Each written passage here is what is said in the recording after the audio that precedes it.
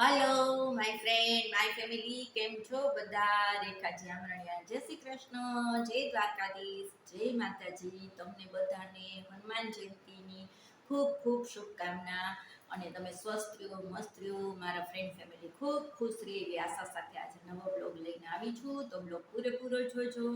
અને હનુમાન જયંતીના દિવસે ઘણા બટેકાનું શાક કરતા હોય છે, ઘણા ચણાનું શાક કરતા હોય છે. તો હું આજે ચણાનું શાક બનાવું છું, તો રેસીપી તમારી સાથે શેર કરીશ, ફૂલ ડીશ પણ તમારી સાથે શેર કરીશ. તો ચાલો આપણે આગળ મળીએ અને કિચનમાં જઈએ અને બનાવીએ છીએ. તો આજે વિચાર છે, ચણા પલાળી દીધા છે, તો ચણાનું શાક કઈ રીતે બનાવવું એ તમારી સાથે શેર કરું. લસણ ડુંગળી વગરનું, ભગવાનને ધરાવાય એવું આપણે ચણાનું શાક બનાવશું, કઢી બનાવશું, ભાત બનાવશું. અને બુંદીનો વિડીયો તો ઓલરેડી મેં વહેલો અપલોડ કરી જ દીધો હતો, તો બુંદી પણ પડી છે. ચાલો આપણે આગળ જેમ જેમ દિવસ જતો જશે એવી રીતે તમારી સાથે બધું શેર કરતી જઈશ. અને હા ફ્રેન્ડ, આજે અમારે જગદીશના એક બિઝનેસને રિલેટિવ છે, તો અમારા જે એમુ ગઢવી હોલમાં પ્રોગ્રામમાં પણ જવાનું છે રાત્રે. તો આખો દિવસ અમારો બિઝી ને મસ્ત મસ્ત રહેવાનો છે. ચાલો ફ્રેન્ડ, તો આપણે કિચનમાં આવી ગયા છે અને અહીંયા 3 ચમચી જેટલું તેલ મૂકીશું ગરમ.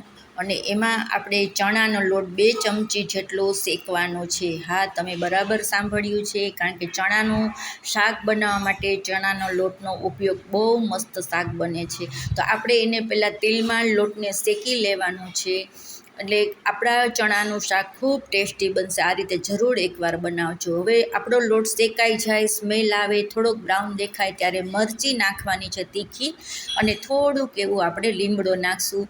અને પછી થોડીક હિંગ નાખી અને મસ્તનો વઘાર કરી લેવાનો છે. નથી આમાં ટમેટાં આવતા, નથી લસણ આવતું, નથી ડુંગળી આવતી કે ન લીંબુ નાખીએ, પણ એટલો સરસ પ્રસાદીનો શાક બને છે કે એટલું મસ્ત બને છે, તો એકવાર જરૂર ટ્રાય કરજો. હવે જો એમાં બબલ્સ આવવા માંડ્યા છે જે ચણાના લોટમાં. હવે આપણે અહીંયા ખાટું દહીં છે એ 2 ચમચી ભરીને નાખશું. રૂટિંગ મસાલો છે, જે હળદર છે, ધાણા જીરું છે, મીઠું છે, ગરમ મસાલો છે, ને થોડું કલર પૂરતું આપણે કાશ્મીરી મરચું એડ કરશું. અને આપણે પેસ્ટ બની જશે એકદમ સરસથી, એને ભેગી કરી લેવાની છે, કારણ કે લોટ ચણાનો છે, દહીં છે, તો પેસ્ટ ઘાટી બની જશે.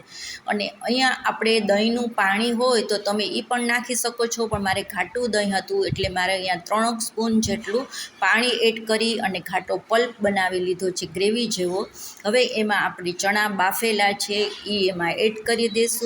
અને ફ્રેન્ડ, એકવાર આ રીતથી ચણાનો લોટનો નાખી અને ચણાનું શાક બનાવજો, ખૂબ ટેસ્ટી બનશે. તમને એ પણ અહેસાસ નહીં થાય કે આમાં લસણ ડુંગળી નથી, ટમેટાં નથી, લીંબુ નથી, તો પણ આટલો સરસ ટેસ્ટ છે.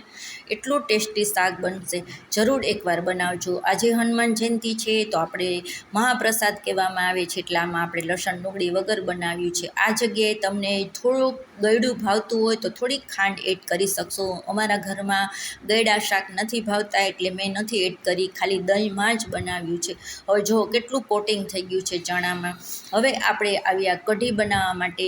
તો કઢીમાં પણ મેં 2 ચમચી તેલ મૂક્યું છે, ખડા મસાલા નાખ્યા છે, જે આપણે તજ છે, લવિંગ છે, બાદિયા છે, લાલ મરચું છે, અને આખી મેથી નાખી છે વઘારમાં, લીમડો છે, અને આપણે જે દહીં અને ઝેરી છાશ બનાવી અને એમાં 3 ચમચી જેટલો લોટ નાખી અને આપણે એનું ઘરવું બનાવી લીધું હતું. ચણાના લોટનું ઘરવું છે એ વઘારી કરી નાખ્યો.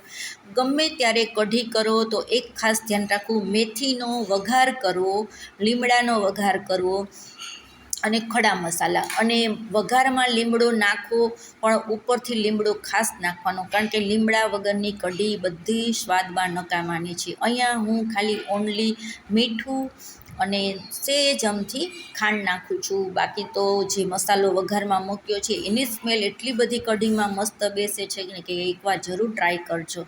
અને ખાસ કે કઢીને ખૂબ ઉકાળવાની, જે ક્વોન્ટિટીમાં કઢી હોય છે. અહીંયા મારે ભાત પણ મુકાઈ ગયા છે. હવે જોશો તમે કે કઢી ઘાટી પણ થઈ ગઈ છે, એની ક્વોન્ટિટી પણ ઓછી થઈ ગઈ છે, અને ફૂલ ઉપરથી લીલી લીલી છમ જેવી કોથમરી નાખી દઈશું. એટલી મસ્ત ટેસ્ટ કઢીનો આવ્યો હતો કે ન પૂછો વાત. હવે આજની પ્લેટ છે, તમે જોઈ શકો છો. બુંદી તો મેં પહેલાં જ બનાવી લીધી હતી. તો બુંદી છે, કઢી ભાત છે, મસ્ત મસ્ત કોટિંગવાળું ચણાનું શાક છે, અને સલાડમાં ડુંગળી છે, રોટલી છે, ઠંડી ઠંડી છાશ છે. તો ચાલો અમે જમવા બેસીએ છીએ. ખૂબ સરસ આજનો એન્જોય કર્યો છે. તો દીપ અને જગદીશ પણ ફાઇનલી ઓફિસેથી આવી ગયા છે. આજે શનિવાર છે અને રાત્રે બહાર જવાનું છે, તો વહેલા આવી ગયા, દર્શન કરવા જવાના છે. અને અહીંયા હું તો એટલી મસ્ત એન્જોયથી કઢી પીઉં છું ફ્રેન્ડ, કે એક વખત જરૂર તમે બનાવજો. અને હા, એક ખાસ વાત કે લાઈક કમેન્ટ જરૂર કરજો, જરૂર કરજો. જોઈ લો, તમે સમજી શકશો કે કઢી કેટલી સરસ થઈ હતી અને ચણા પણ કેટલા સરસ થઈ ગયા હતા, ફિનિશ થઈ ગયા. અને આટલા ચણા છે એ મારે ચાલશે, પાણીપુરી બનાવી નાખશું. કઢી પણ ફિનિશ છે, ભાત પણ ફિનિશ થઈ ગયા છે. બહુ મસ્ત કઢી બની હતી.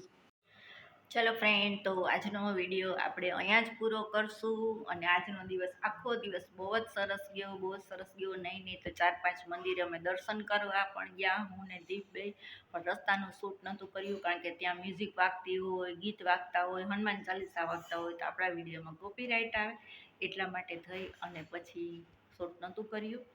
ને ચાલો, હવે આપણે નવા વિડીયો સાથે જલ્દી મળશું. અને બસ જો હું તૈયાર થવા જ જાઉં છું. ઓલરેડી તૈયાર તો છું, પણ થોડુંક વધારે તૈયાર થવા જાઉં છું, કપડાં ચેન્જ કરવા જાઉં છું. હું, જગદીશ ને દીપ ત્રણેય જાય છે. હિમુગઢ હોલમાં પ્રોગ્રામ છે, તો ત્યાં જોવા જાય છે હવે.